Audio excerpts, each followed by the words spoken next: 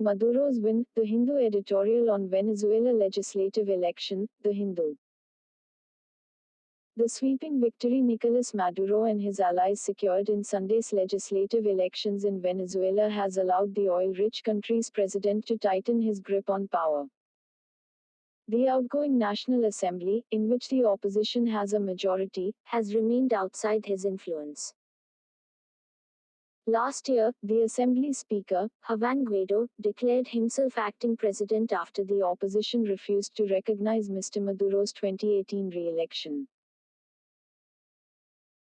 But despite Mr. Guaido's call for revolt and the support he got internationally, including from the US, all other major institutions, including the judiciary and the military, remained loyal to Mr. Maduro. He has emerged stronger with his United Socialist Party and allies winning 67% of the vote.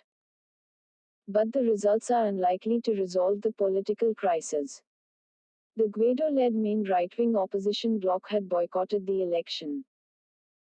It claimed that the Supreme Court's decision earlier this year to appoint a new election commission without participation from the National Assembly was illegal. The opposition has also rejected the results. It points out that only 31% of registered voters cast their ballots, less than half of the turnout in the 2015 legislative election which the opposition won, questioning the legitimacy of the whole process. The US and several EU countries too have refused to recognize the vote. Venezuela has for long been embroiled in crises. When oil prices fell, its ambitious Bolivarian welfare schemes, launched by Mr. Maduro's charismatic predecessor, Hugo Chavez, began showing cracks.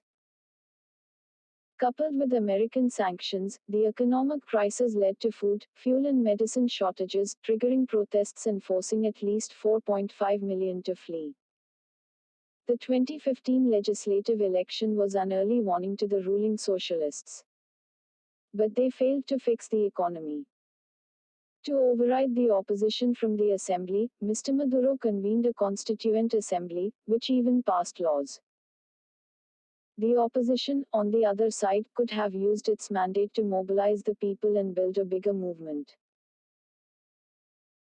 But it chose the easier path. Mr. Guaido declared himself the president without even a semblance of legitimacy, and joined hands with foreign powers, including Colombia and the US, whose antipathy towards the socialists in Caracas is hardly a secret. In effect, the Venezuelan right-wing opposition abandoned its political fight and, by taking American help to unseat President Maduro, strengthened the regime's narrative that the opposition leaders are being used by Yankee imperialists. By boycotting the election, the opposition has, in practice, made it easier for Mr. Maduro to win it.